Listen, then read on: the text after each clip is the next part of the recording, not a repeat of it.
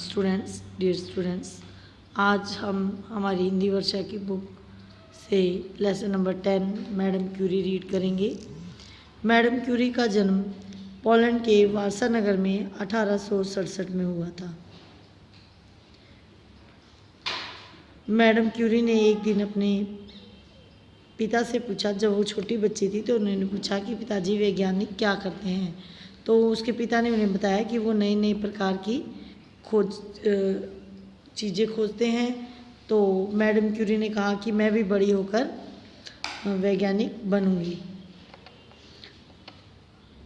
उनको बचपन में प्यार से मारी बुलाते थे। जब वो बड़ी हुई तो उनके पिता के पास इतना पैसा नहीं था, इतना धन नहीं था कि वो उसे कॉलेज भेज सकें। मारिया की गणित और विज्ञान में गहरी रुचि थी।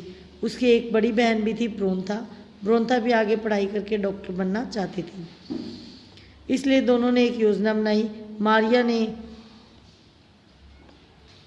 फैसला किया कि कहीं पर नौकरी करके पहले वो पैसे कमाएगी और उसकी बहन ब्रोंथा पेरिस में रहकर औषधि विज्ञान का अध्ययन करेगी और बाद में ब्रोंथा काम करेगी और वह मारिया को आगे पढ़ने के लिए पैसा देगी। इस संकल्प को पूरा करने के लिए मारिया बच्चों की देखभाल का काम करने लगी। इस प्रकार उसने अपनी बहन की पढ़ाई के लिए पर्याप्त धन इकट्ठा किया और उसके आगे पढ़ने का प्रबंध भी किया। बाद में बहन जब डॉक्टर बन गई तो विज्ञान की उच्च शिक्षा के लिए मारिया पेरिस चली गई। मारिया का जीवन बहुत सादा था। वह अपनी पढ़ाई के लिए कभी कभी भूखा भी रहती थी।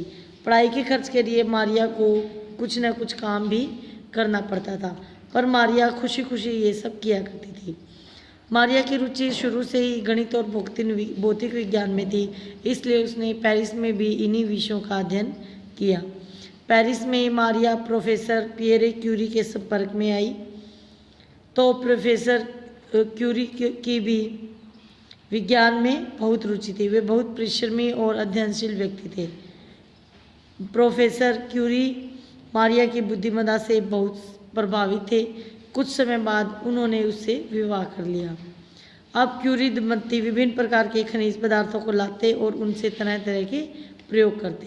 एक दिन मारिया की दृष्टि प्रयोगशाला के एक बर्तन से आती एक रोशनी पर पड़ी। वह खुशी से चिल्लाई, पियरे, उस रोशनी को देखो। पियरे ने कहा, शायद बर्तन में कोई ऐसा खनिज पदार्थ है जो रोशनी देता है। मारिया बोले, अर्थात उस पदार्थ में अद्भुत शक्ति होगी।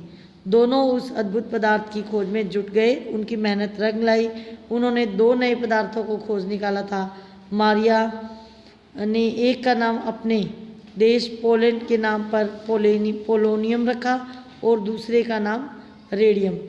उनकी इस खोज के लिए क्यूरी दंपति को सन 1903 में भौतिकी का नोबेल पुरस्कार दिया गया और उसके बाद 1906 में प्रोफेसर पियरे एक सड़क दुर्घटना में मारे गए।